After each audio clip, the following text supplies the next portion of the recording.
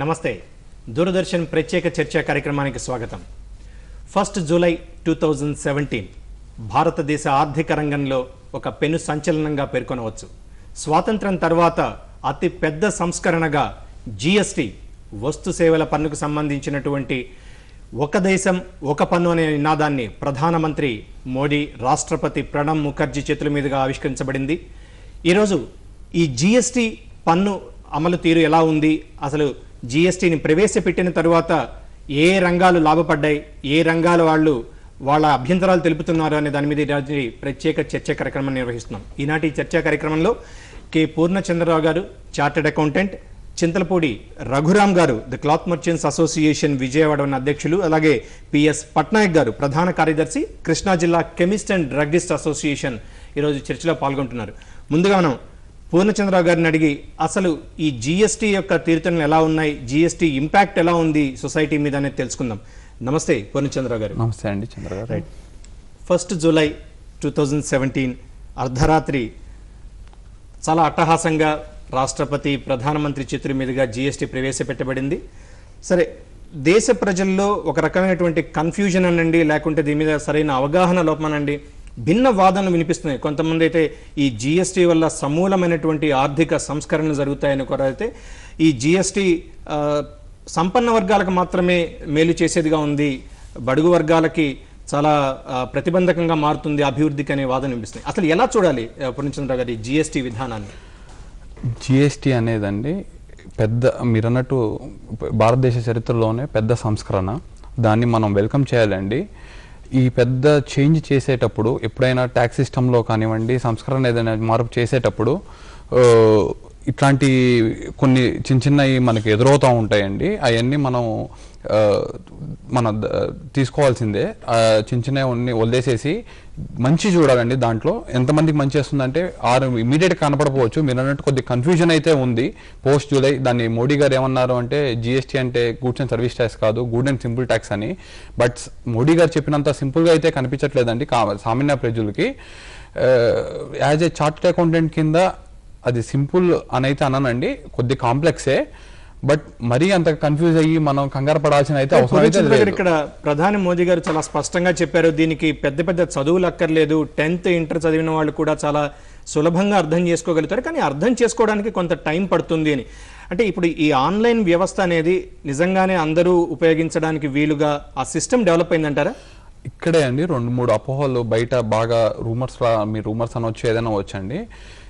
Online system అనేది returns మనకి ఎల్లవేళలా అవసరం లేదండి. ఆన్లైన్ సిస్టమ్ అనేది మనకి రిటర్న్స్ వేసేటప్పుడే ఆన్లైన్ సిస్టమ్ అవసరం అవుతుంది. అది ఇప్పుడు మన ఆంధ్రప్రదేశ్లో అయితే కనుక అన్ని పల్లెలకి చంద్రబాబు గారు నెట్ ప్రొవైడ్ చేస్తానంటున్నారు. ఇంటర్నెట్ అనేది గ్రామానికి తీసుకెళ్తానంటున్నారు. ఆయన ఇప్పుడున్న టెలికాం ఆపరేటర్స్ కానివ్వండి, ఏదైనా కానివ్వండి, ఇప్పుడు అందజేసే సేవల్లో వచ్చే నెట్లో మనం ఓన్లీ రిటర్న్స్ వేసేటప్పుడేనండి. డే టు డే బిజినెస్ చేసుకోవడానికి, రోజువారీ బిజినెస్ చేసుకోవడానికి అయితే కనుక మనకి ఆన్లైన్ సిస్టమ్ అవసరం లేదండి. మెయిన్ అపోహ వచ్చేసేసి జిఎస్టీ బిజినెస్ చేసుకోవాలంటే జిఎస్టీకి కంప్యూటరైజ్డ్ ఇన్వాయిసే ఇవ్వాలంట, మాన్యువల్గా పనికిరాదంట అనేది నాకు ఇవాళ పొద్దున కూడా ఒక కస్టమర్ చేశారండి ఫోన్ చేసి. ఏంటి సార్, మనం బిజినెస్ చేయాలి అంటే ఖచ్చితంగా మనం ఎలక్ట్రానిక్గానే ఇవ్వాలంట, కంప్యూటర్ తెలియదు, మా లాంటి వాళ్ళ పరిస్థితి ఏంటి అన్నారు. అట్లాంటిది ఏమీ అవసరం లేదండి. మీరు నిశ్చింతగా బిజినెస్ చేసుకోవచ్చు. మీరు అలా చేయాల్సింది ఏంటంటే మాన్యువల్ చేసి, మనకల్లా ఎప్పుడైతే సిస్టమ్ అవసరం అవుతుందంటేనండి రిటర్న్స్ వేసేటప్పుడు అది నెలకు ఒకసారి, అది కూడా రిటర్న్స్ 3 రిటర్న్స్ ఉంటాయి అనేది ఇంకొక అపోహ. నెలకు 3 వేయాలంటే మొత్తం రిటర్న్స్ సంబంధించి మీరు అన్నట్టుగా ఒక పెద్ద అపోహ ఉంది. దాని మీద మళ్ళా వద్దాం. ముఖ్యంగా ఈ పట్నాయక్ గారిని అడుగుదాం. ఈ కెమిస్ట్ అండ్ డ్రగ్గిస్ట్ ఈరోజు ప్రతి ఒక్క ఎసెన్షియల్ దీంట్లో ఏ చిన్న జ్వరం వచ్చినా లేకుంటే డాక్టర్ దగ్గరికి వెళ్ళినా కూడా 99% మన దగ్గర ఎక్కువగా సెల్ఫ్ మెడికేషన్, అంటే రెగ్యులర్గా మెడికల్ షాప్కి వచ్చి మందులు కొనుక్కుపోయే వాళ్ళే ఎక్కువగా ఉంటుంటారు. సో మీరు చెప్పండి, అసలు ఏ మందుల మీద, ఏ కేటగిరీస్ మీద జీఎస్టీ ప్రభావం ఉంది? ఇది స్వాగతించదగిందేనా? ఈ కెమికల్ అండ్ డ్రగ్గిస్ట్ అసోసియేషన్ తరఫున మీ అభిప్రాయం ఏంటి?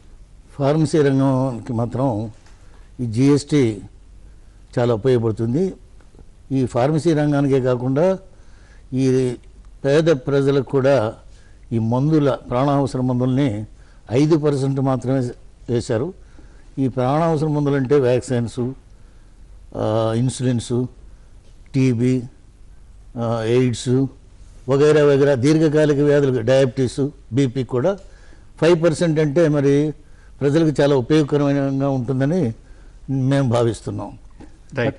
ఇక చింతలపూడి రఘురాం గారిని అడుగుదాం.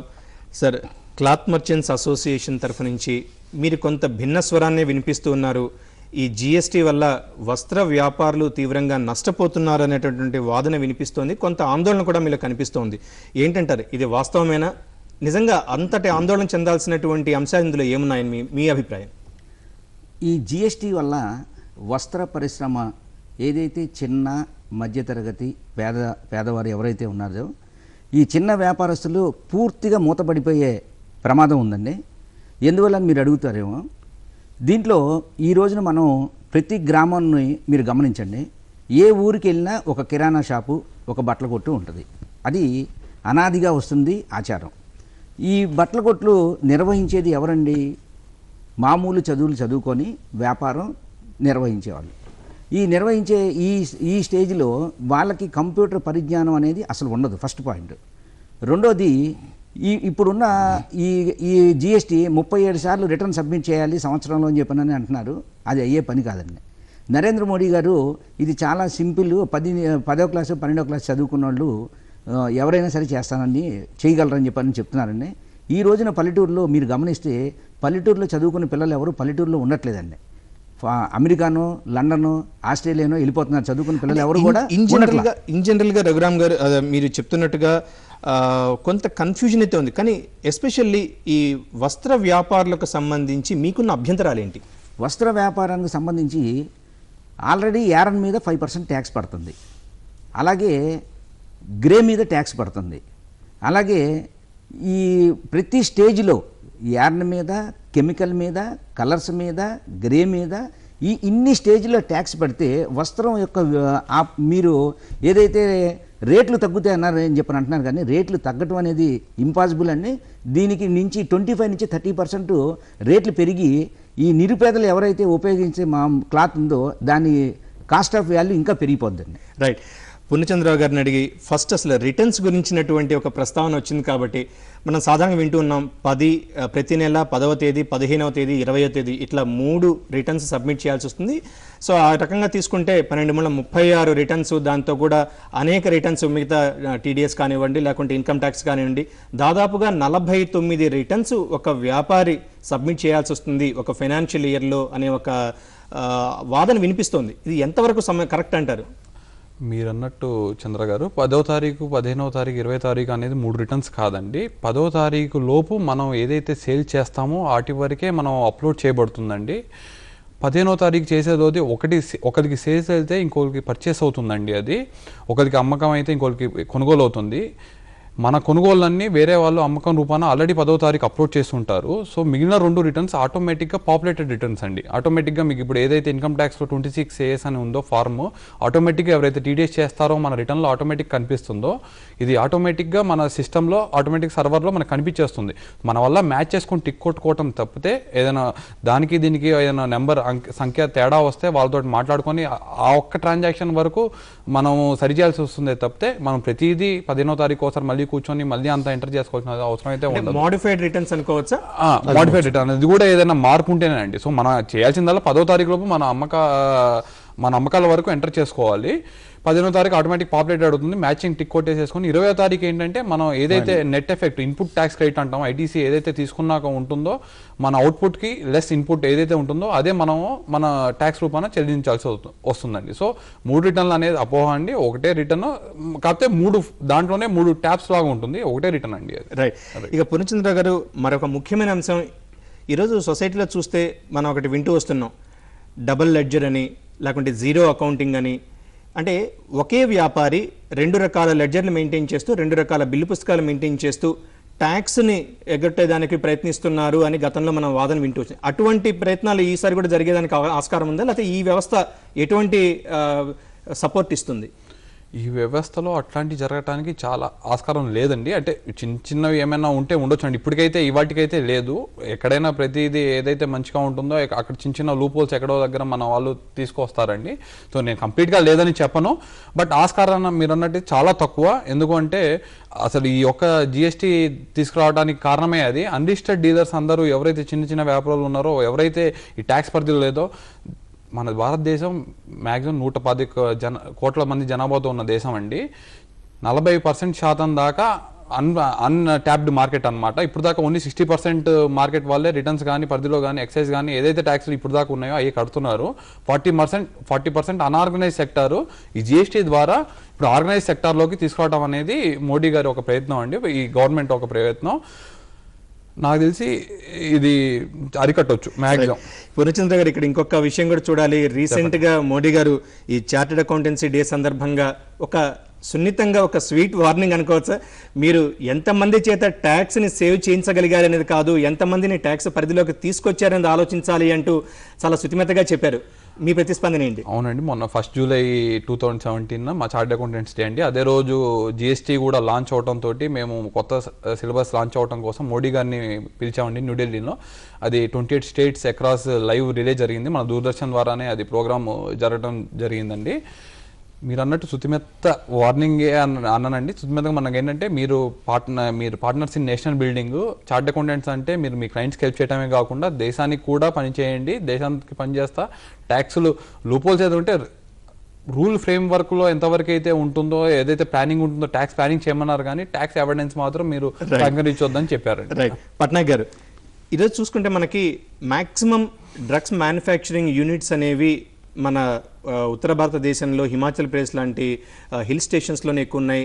గతంలో అక్కడ ఉన్నటువంటి స్పెషల్ స్టేటస్ కావచ్చు, రకరకాల కారణాలతో అక్కడ పరిశ్రమలు నెలకొల్పబడినటువంటి పరిస్థితి. సో ఈరోజు ఈ జిఎస్టీ విధానం వల్ల అటు ట్రాన్స్పోర్టేషన్ దగ్గర నుంచి చివరికి ఎండ్ యూజర్కి వచ్చే వరకు ఈ మందుల మీద ఎటువంటి ప్రభావం చూపిస్తుంది? ధరలు పెరుగుతాయి అనే ఒక అపోహ కూడా ఉంది. ఇది వాస్తవమేనంటారా? కాదండి. ఎంచేదంటే ఈ బద్దీ కానీ హర్యానా స్టేట్లో కానీ లోగడ ఎక్కడైతే ఏ రకమైన పన్నులు చెల్లించాల్సిన అవసరం లేదన్నారో వాళ్ళందరూ కూడా 1 జూలై నుంచి ఈ జిఎస్టీకి లోబడి వ్యాపారం చేస్తూ పన్నులు చెల్లించాల్సిన అవసరం ఉందని తెలియజేసుకుంటున్నాను. రైట్. అంటే ఈ మందుల్లో కూడా మనకి రకరకాల కేటగిరీస్ ఉన్నాయి. పూర్తిగా హెచ్ క్లాస్ డ్రగ్స్ అని చెప్పని, లేకుంటే చిన్నపిల్లలకి వాడేవి, మీరు ఇందాక టీకాల గురించి ప్రస్తావించారు.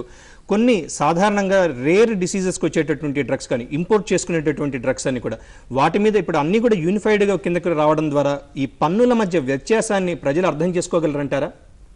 డెఫినెట్గా చేసుకుంటారండి. ఎందుకంటే ఈ కాంట్రాసెప్టివ్ డ్రగ్స్కి 0లో పెట్టారు. అలాగే లైఫ్ సేవింగ్ డ్రగ్స్, ఇవాళ చెప్పాల్సి వస్తే ప్రాణాన్ని కాపాడే ప్రతి మందు కూడా లైఫ్ సేవింగ్ డ్రగ్గే. ఆల్ లైఫ్ సేవింగ్ డ్రగ్స్ మీద ఓన్లీ 5% వేశారు. ఇందులో మరి డయాబెటీసు, బీపీ, ట్యూబర్క్యులోసిస్, అలాగే యాక్సిడెంట్స్, ఇన్సిడెంట్స్, మరి ఇట్లన్నిటికి కూడా ప్రాణావసరం మందులు. కానీ పట్నాయక్ గారు, మనకి సనాతన భారత వేదంలో, భారత ధర్మం ప్రకారం చూసుకున్నా కూడా ఆయుర్వేదం అనేది సొసైటీలో ఉన్నటువంటి అతి పేద నిరుపేదలకు కూడా అందుతున్నటువంటి ఒక వైద్య విధానం. దాని మీద కూడా ట్యాక్స్ పరిధిలోకి తీసుకురావడం అనేది ప్రజల మీద భారం మోపడం కాదంటారా? అంటే ఇక్కడ ఒక్క విషయం అండి, ఎందుకంటే పన్ను అనేది అది ప్రభుత్వానికి చెల్లించడం అనేది అది మినిమం. ఎందుకంటే ట్యాక్స్ లేకపోతే జవాబుదారీతనం ఉండదు. రైట్. జవాబుదారీతనం కోసమే ఈ ట్యాక్స్. అయితే అది భారీగా మోపినట్లయితే డెఫినెట్గా మా ఫార్మసీ రంగం కూడా, మేము 10 లక్షల మంది ఉన్న భారతదేశంలో, మేము డెఫినెట్గా ఉద్యమం చేసేవాళ్ళం. ఎందుకంటే మెజారిటీ ఆఫ్ ది డ్రగ్స్, ఈ లైఫ్ సేవింగ్ డ్రగ్స్ కానివ్వండి, లేకపోతే ఈ కాంట్రాసెప్టివ్ కానివ్వండి, ఇవన్నింటి మీద కూడా తగ్గించారు. లోగడ 13% పడేదాన్ని 5%కే తీసుకొచ్చారు. అంచేత మేము స్వాగతించడం జరిగింది. అలాగే other than life saving drugs మీద 12% వేశారు. గతంలో 13% ఉంటే 1% తగ్గిందిగా మాకు. రైట్. కాబట్టి 12%, వీఆర్ హ్యాపీ. పోతే ఈ సర్జికల్ ఫుడ్స్ మీద 18% వేశారు. లోగడ 14 ఉంది. 14 ప్లస్ ఇక్కడ మీరు గమనించాల్సింది ఏంటంటే, not only sales tax, excise duty, service tax, CST, octroi ఇవన్నీ కలిస్తే 13% దాన్ని 12 ఇప్పుడు 12 చేశారు కాబట్టి 1% మాకు మిగిలింది అనుకుంటున్నాం. బెనిఫిట్ అయింది అనుకుంటున్నారు. Benefit అయింది ఇక అనుకుంటున్నాం. రఘురామ్ గారు, ఇందాక మీరు ప్రస్తావించినట్లుగా ముడి సరుకుల మీద కూడా ఈ ట్యాక్స్ పడడం వల్ల ఈ వస్త్ర తయారీదారుల దగ్గర నుంచి ఎండ్ యూజర్కి అందరూ నష్టపోతున్నారు అనుకుంటాం. గతంలో కూడా మనం చూసాం న్యాచురల్ ఫైబర్స్, అది నూలు కావచ్చు లేకుంటే ఊలు కావచ్చు, వీటి మీద అసలు ట్యాక్స్ ఉండేది కాదు. ఇప్పుడు కొత్తగా ట్యాక్స్ పరిధిలోకి తీసుకొచ్చారు. కానీ ఇక్కడ ఇంకొక రకమైన వాదన కూడా, ఈ మరమగ్గాలు కావచ్చు లేకుంటే విదేశాల నుంచి దిగుమతి చేసుకునే వాటి మీద గతంలో మనం చెల్లించేటటువంటి ఇంపోర్ట్ డ్యూటీ అనేది మనకి ఇన్పుట్లోకి వచ్చేది కాదు.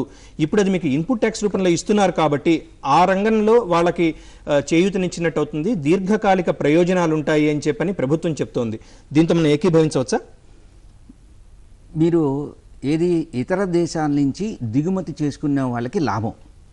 ఇతర దేశాల నుంచి దిగుమతి చేసుకునే ఎవరండి? పెద్ద పెద్ద వ్యాపారస్తులు, షాపింగ్ మాల్స్ వాళ్ళు, లేదా ఎక్స్పోర్ట్ ఇంపోర్ట్ చేసేవాళ్ళు. అంటే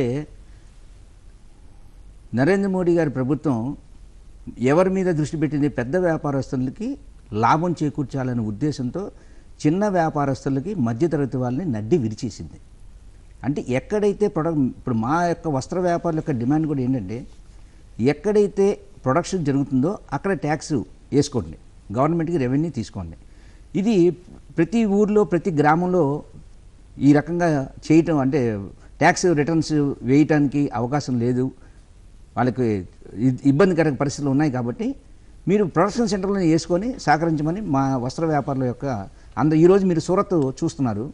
సూరత్లో ఎంత వ్యతిరేకత వచ్చింది? కొన్ని వేల మంది ఈ దేశంలో మొట్టమొదటి ఎక్కువగా ఆధారపడింది వ్యవసాయ పరిశ్రమ. వ్యవసాయం మీద రైతులు ఆధారపడింది. నెక్స్ట్ ఆధారపడిన పరిశ్రమ ఏదంటే వస్త్ర పరిశ్రమ. 15 కోట్ల మంది పైన ఈ వస్త్ర పరిశ్రమ మీద ఆధారపడి ఉన్నారు. అటువంటప్పుడు మనం తక్కువ జనాభా ఉన్న పెట్టుబడిదారుల గురించి ఆలోచించాలా, ఎక్కువ జనాభా కోట్ల మంది జనాభా ఆధారపడ్డ ప్రజల గురించి ఆలోచించాలా? ఒక్కసారి పునరాలోచించుకోవాలని మేము రఘురామ్ గారు, ఇక్కడ ఇంకొకటి కూడా చూడాలి. గతంలో మనం చేనేత పరిశ్రమ ఎదుర్కొన్నటువంటి కష్టాలను చూసాం, అక్కడ చేనేత కార్మికుల దీనస్థితిని మనం చూసాం. సో ఈరోజు వాళ్ళ యొక్క వస్త్ర పరిశ్రమకి కొంత మద్దతు కల్పించాలి అంటే భారీ స్థాయిలో సంస్కరణలు కావాలి, ఆ సంస్కరణ దిశగా అడుగులేయాలి అంటే కొంత వాళ్ళకి పన్ను పరిధిలోకి తీసుకురావడం వల్ల దీర్ఘకాలికంగా లాభం జరుగుతుంది అనేది ప్రభుత్వ వాదనగా ఉంది. సో ఇక వస్త్ర వ్యాపారుల రకంగా తీసుకుంటే వీళ్ళు ఆల్రెడీ ట్యాక్స్ పే చేసి ఉంటారు కాబట్టి కొత్తగా ట్యాక్స్లు ఏం పడవు అనేది ఈ చార్టెడ్ అకౌంటెన్సీ వాళ్ళు కానీ లేకుంటే కమర్షియల్ ట్యాక్స్ వాళ్ళు కానీ చెప్తున్న వాదన. సో మీరెందుకు వ్యతిరేకిస్తున్నారు? ఇప్పుడు ఇంతవరకు స్వాతంత్రం వచ్చి 75 సంవత్సరాలు అయింది. మహాత్మా గాంధీ గారు ఆ రోజున స్వాతంత్ర టైంలో కూడా నూలు వస్త్రాల మీద ట్యాక్స్ వేయకూడదు అని చెప్పని ఆ రోజు నినాదం తీసుకొచ్చారు బ్రిటిష్ గవర్నమెంట్ మీద. మరి ఈరోజు మనం అలాంటి మహానుభావుడి యొక్క జాతిపిత యొక్క ఆదర్శానికి విరుద్ధంగా మళ్ళీ చేనేత రంగం మీద ట్యాక్స్ వేయటం ఎంత దారుణం అంటారు? అసలే చేనేత పరిశ్రమ కుదేలు అయిపోయి ఆత్మహత్యలు చేసుకునే పరిస్థితులు ఉన్నప్పుడు మళ్ళీ వాళ్ళ మీద ఏదైతే చేనేత వస్త్రం తయారవుతుందో ఆ నూలు మీద ట్యాక్స్ వేయటం ఎంతవరకు కరెక్ట్ అంటారు మీరు? అలాగే మీరు గతంలో రైతు ఆత్మహత్యలు చూశారు, చేనేత పరిశ్రమ యొక్క వాళ్ళ యొక్క కార్మికుల యొక్క ఆత్మహత్యలు చూశారు. ఇదే విధానంగా కొనసాగిస్తే రేపు వస్త్ర వ్యాపారాలు కూడా ఆత్మహత్య చేసుకునే పరిస్థితి రాకూడదండి. ప్రభుత్వం కూడా ఇంటర్వ్యూన్ అవుతుంది. అది అటువంటి దురదృష్టకర పరిస్థితి మనం కూడా చూడకూడదు. పుంచంద్ర గారు, ఈరోజు చాలా సెన్సిటివ్ వర్డ్ అండి. ఎందుకంటే ఒక వ్యక్తి తన యొక్క ఎక్స్ట్రీమ్ వైపుకు వెళ్తున్నాడు అంటే చాలా బాధ అనేది ఉంటుంది. కానీ ఈరోజు అంతటి క్లిష్ట పరిస్థితులు ఉన్నాయంటారా? ఇప్పుడు రఘురామ్ గారు చెప్పిందంతా మనం ఏకీభవించవచ్చా? మెయిన్గా నేను ఇందాక అపోహ చెప్పేటప్పుడు అండి, ఇంకొక అపోహ కూడా ఏంటంటేనండి, ఆల్రెడీ 28% అనేది ఫిగర్ చూస్ చేస్తున్నారండి. 28% అమ్మో 100కి 28 కలిపేశారు, 100కి ఇప్పుడు 128 చెప్పి కొనాలి అనేది మనకు తెలియంది. భారతదేశ జనాభాకి బాగా తెలియంది. కానీ నేను మొన్న కూడా మా క్లయింట్తో మాట్లాడుతుంటే వాళ్ళు కూడా చాలా మందికి సాలరీడ్ పర్సన్స్ అవనివ్వండి, వేరే ఎవరైనా అవనివ్వండి, వాళ్ళు ఎక్స్ప్రెస్ చేసింది దాన్ని బట్టి నేను చూసింది ఏంటంటే, ఇప్పుడు నేను కూర్చున్న కుర్చీ అండి, అది ఇదివరకు 100 రూపాయలు పెట్టి కొనాలంటే దాంట్లో ఆల్రెడీ 13%, 12.5% ఎక్సైజ్ డ్యూటీ కలిసి వచ్చేదండి. మనకి అది కనపడేది కాదు. దాని మీద వ్యాట్ 14.5% వేసి 100ది 114 రూపాయలకి అమ్మేవాళ్ళు. ఇప్పుడు అది మనకి ఎప్పుడైతే ఎక్సైజ్ డ్యూటీ స్క్రాప్ చేయబడింది, ఎక్సైజ్ డ్యూటీ లేదు, వేరే అన్ని ట్యాక్సెస్ తీసేసి one simple tax, good and simple tax GST తీసుకొచ్చి రాబట్టడం జరిగింది. అయితే మనకి 100లో 13 రూపాయలు తీసేయడం వలన 87 రూపాయలకి వస్తుందండి మన కాస్ట్. 87 రూపాయల మీద మీరు 28% క్యాలిక్యులేట్ చేయబడితే అది చివరికి 114కి వెళ్తుందండి. అట్లాంటి ఉదాహరణలు మీరు ఎన్నో తీసుకోవచ్చు. మనం యూనియన్ మినిస్టర్స్ అయినా అవనివ్వండి, అరుణ్ జైట్లీ గారు ఇవ్వండి, వేరే సీఎంస్ అయినా అవనివ్వండి, మన స్టేట్ ఫైనాన్స్ మినిస్టర్స్ అయినా అవ్వండి, ఎవరైనా కానీ మనం ఆల్రెడీ కడుతున్న ట్యాక్సులకి 1-2%, ఇప్పుడు మన పట్నాయక్ గారు చెప్పినట్టు ఫార్మసీలో కొన్ని 1%, 2% తగ్గించి ఇప్పుడు చేర్చడం అయింది. రఘురామ్ గారు చెప్పినట్టు 1-2%, 3% వేరే వాటిలో పెరిగి ఉండొచ్చు. బట్ మ్యాక్సిమం ఆల్రెడీ ఇప్పుడు 28 చేస్తున్న వాటికి ఇది ఆల్రెడీ మనం 27, 26 దాకా ఇదివరకు కడుతున్నామండి. అది తెలియదు, మన బిల్లు మనకు కనిపించేది కాదు. పూర్ణచంద్ర గారు, ప్రపంచంలో దాదాపు 150 పైన దేశాలు, 155 దేశాలు జీఎస్టీని అమలు చేస్తూ ఉంటే ఎక్కడా లేని విధంగా మ్యాక్సిమం 15-16% ఉన్నది. కానీ ఒక్క భారతదేశంలోనే 28% ట్యాక్స్ అనేది ఎంతవరకు సమంజసం? ఇది 1 నేషన్ 1 ట్యాక్స్ 1 కమోడిటీ అండి. 28% నేను మీకు ఇందాక చెప్పినట్టుగానే ఇది మనం ఆల్రెడీ మొన్నటిదాకా కడుతున్నాము. ఎక్సైజ్ రూపాన కానివ్వండి, ఆక్ట్రై కానివ్వండి, లగ్జరీ ట్యాక్స్ కానివ్వండి, ఇంపోర్ట్ డ్యూటీ కానివ్వండి, వేరే పదాలు మీరు ఏదైనా కానివ్వండి, సర్వీస్ ట్యాక్స్ అయినా కానివ్వండి, 15%, 16% కట్టే సర్వీస్ ట్యాక్స్ దగ్గర ఇప్పుడు 18 చేశారండి. సేవ పన్నుల దగ్గర 27-26% కట్టే దగ్గర 28 చేశారు. అయితే మనకి వెంటనే చేయకపోవచ్చు అండి. మీరు అన్నట్టుగా 2 ఏళ్ళు, 3 ఏళ్ళు, 4 ఏళ్ళ తర్వాత దాన్ని 2 రేట్లు కుదించవచ్చండి. రఘురామ్ గారు అన్నట్టు అంత మనం ఆందోళన పడాల్సిన అవసరం లేదు. నేను జిఎస్టీ ఇంకో 3 గంటలు 4 గంటలు లాంచ్ అవుతుంది అనగా కూడా ఫర్టిలైజర్స్ మీద 12% కాస్త 5%కి చేయబడింది. అలానే విడివిడిగా చూసి మళ్ళీ డ్యూరేషన్స్ బట్టి 2 నెలల్లో, 3 నెలలకో, 4 నెలలకో చేనేత పరిశ్రమలకి మీరు అన్నట్టు ఏదైనా కష్టాలు ఉంటే మనం గవర్నమెంట్ ముందు పెట్టుకున్నట్లయితే విడిగా చూస్తుందండి. ఇప్పటికైతే మనం 1 నేషన్ 1 కమోడిటీ కాబట్టి దాన్ని యాక్సెప్ట్ చేసి దాని పరిధిలో తీసుకెళ్లాల్సింది తప్పితే మనకి దాన్ని యాక్సెప్ట్ చేయబడేది. రైట్. ఇక పట్నాయక్ గారు, ఈరోజు ఎగుమతుల విషయంలో కూడా ఈ జిఎస్టీ అనేది చాలా లాభదాయకంగా ఉంటుంది. ముఖ్యంగా మనకు ఫార్మా రంగానికి సంబంధించి విదేశాలకు ఎగుమతి చేయబడుతున్నటువంటి మందులు ఏవైతే ఉన్నాయో వాటి మీద మనకి అత్యధికమైనటువంటి రాబడి వచ్చి విదేశీ మార్గద్రవ్యం కూడా లభించే అవకాశం ఉంది అనే ఒక వాదన ఉంది. సో అంటే ఫార్మా రంగానికి ఒక మంచి చేయూతగా జిఎస్టీని చెప్పుకోవచ్చా? కరెక్ట్గా చెప్పుకోవచ్చు అండి. ఎంచేదంటే గతంలో పన్ను ఎగవేత జరుగుతూ ఉండేది డిఫరెంట్ యాంగిల్స్లో. ఇవాళ జిఎస్టీ వల్ల ఎవరు కూడా ఎస్కేప్ కాలేని పరిస్థితి ఉంది. ఎందుకంటే ఆ చట్టం, ఆ రూల్స్ ఆ విధంగా ఫ్రేమ్ చేశారు. అంచేత అందరూ కూడా 1 నెల, 2 నెలలు, 3 నెలలు కష్టతరం అనిపించిన తర్వాత మాత్రం ఇది సులభతరం అవుతుంది. డెఫినెట్గా ఎక్స్పోర్ట్లో కూడా మన ప్రభుత్వానికి ఇన్కమ్ ఉంటుందని. పట్నాయక్ గారు, మీరు చెప్పండి, ఇప్పుడు ఉన్నటువంటి రీటైల్ వర్తకులు ఎవరైతే ఉన్నారో వాళ్ళందరూ కూడా జిఎస్టీని ఇంప్లిమెంట్ చేయడానికి సిద్ధంగా ఉన్నారా? ఆల్రెడీ మీరు చేస్తున్నారా? అందరూ సిద్ధంగానే ఉన్నారండి. ఏం చేద్దంటే రీటైల్ సెక్టార్ అనేది కన్జ్యూమర్కి అమ్ముకుంటారు. కన్జ్యూమర్కి అమ్మేటువంటిప్పుడు వాళ్ళు ట్యాక్స్ ప్రభుత్వానికి కట్టేదేమి ఉండదు. సపోర్ట్ ట్యాక్స్ వాళ్ళు పే చేసి తెచ్చి కన్జ్యూమర్కి అమ్ముతారు. 20 lakhs వరకు వాళ్ళ టర్న్ ఓవర్ మీద 20 lakhs టర్న్ ఓవర్ చేసేవాళ్ళు ఎవరు కూడా జిఎస్టీ పరిధిలోకి రారు. రెండోది above 20 lakhs to up to 75 వ్యాట్లోనేమో టీవుట్ అయింది. ఇక్కడ కాంపోజిషన్ అవుతుంది. ఈ కాంపోజిషన్ వాళ్ళు కూడా వాళ్ళ 3 నెలలకు ఒకసారి టర్న్ ఓవర్ మీద 1% చెల్లించి ఈ జిఎస్టీలోని ఆంక్షలకి, ఈ చట్టాలకి ఏమీ వాళ్ళు లోపడాల్సిన అవసరం లేదు. రిటైల్లో కూడా 75 lakhs అమ్మేటువంటి వాళ్ళు చాలామంది ఉన్నారు. ఇక పోతే అబౌవ్ 70 lakhs ఇక ఎంతైనా కానివ్వండి కోట్ల మీద అమ్మేటువంటి వాళ్ళు తప్పనిసరిగా జిఎస్టీ నిబంధనలకి, ఆ యాక్ట్ రూల్స్కి లోబడి చేయాల్సిందే. వాళ్ళు కూడా నష్టపోయేదేం లేదు. Only thing is submission of the reports కూడా జిఎస్టీ వాళ్ళు వన్స్ ఇన్ మంత్ వేస్తారు. ఈ కాంపోజిషన్ వాళ్ళు వన్స్ ఇన్ 3 months వేస్తారు. రైట్. ఇక రఘురామ్ గారు, ఈరోజు తీసుకుంటే ముఖ్యంగా చేనేత పరిశ్రమలో పవర్ లూమ్స్ అనేది, తర్వాత హ్యాండ్లూమ్స్ అనేవి చాలా ప్రధానమైనటువంటి భూమిక పోషిస్తున్నాయి. వస్త్ర వ్యాపారులుగా మీరు వాళ్ళకి ఇస్తున్నటువంటి సపోర్టు, వాళ్ళ దగ్గర నుంచి మీకు వస్తున్నటువంటి సపోర్టుని ఏ రకంగా చూడొచ్చు? ప్రభుత్వానికి మీరు చేస్తున్న అప్పీల్ ఏంటి? ప్రభుత్వానికి మేము విన్నవించుకునేది ఒకటే అండి. ఇప్పుడు ఇందాక పట్నాయక్ గారు 20 లక్షల రూపాయల లోపు వారికి ఎటువంటి ట్యాక్స్ నిబంధనలు లేవంటున్నారు. కానీ వస్త్ర పరిశ్రమకు వచ్చే వరకు 20 లక్షల రూపాయల లోపు చిన్న వ్యాపారస్తులుకి ట్యాక్స్ లేదని చెప్పని అన్నారు. కానీ వాళ్ళు ఎక్కడి నుంచి కొనాలండి సరుకు? పెద్ద వ్యాపారస్తుల దగ్గర నుంచి కొనాలి. పెద్ద వ్యాపారస్తులకి ఆల్రెడీ 5% ట్యాక్స్ పడింది కదండి. అదే 5% మళ్ళీ చిన్న వ్యాపారస్తుడికి వేస్తేనే కదా ఇతనికి పెద్ద వ్యాపారస్తుడికి ఇన్పుట్ వచ్చేది. మరి చిన్న వ్యాపారస్తుడికి బెనిఫిట్ ఎక్కడి నుంచి వచ్చిందండి? అలాగే 20 లక్షల రూపాయల లోపు టర్న్ అవుట్ చేసేవాడు మళ్ళీ ఇతర రాష్ట్రాల నుంచి కొనుక్కుంటే మళ్ళీ జిఎస్టీ నెంబర్ తీసుకోవాలి. అంటే గవర్నమెంటు, సెంట్రల్ గవర్నమెంట్ వారు చిన్న వ్యాపారస్తులకి సహకరించినట్ట, సహకరించినట్ట? మీరు ఒకసారి ఆలోచించండి. అంటే ఇన్పుట్ రాకపోతే పెద్ద వ్యాపారస్తుడికి 5% ట్యాక్స్ కట్టి వాడికి ఇన్పుట్ వస్తే చిన్న వ్యాపారస్తుడి కన్నా రేట్ తక్కువ పడుతుంది. ఇతను చిన్న వ్యాపారస్తుడికి 5% ఇన్పుట్ రాదు, అదనంగా మళ్ళీ 1% ట్యాక్స్ కట్టాల్సి వస్తుంది. ఏది 20 లక్షలు దాటి 75 lakhs అమ్మిన వాళ్ళకి. కాబట్టి ఈ నిబంధనలు జిఎస్టీ నిబంధనలు ఏదైతే ఉందో వస్త్ర పరిశ్రమకి ఇబ్బందికర పరిస్థితులు బాగా కనబడుతున్నాయి. భవిష్యత్తులో ఇదే విధానం కనుక కొనసాగిస్తే భవిష్యత్తులో చిన్న మధ్యతరగతి వ్యాపారం చేసే సంస్థలన్నీ మూతపడిపోయి కేవలం షాపింగ్ మాల్స్ పెద్ద పెద్ద వ్యాపారం చేసే మాత్రమే నిలబడతాయి.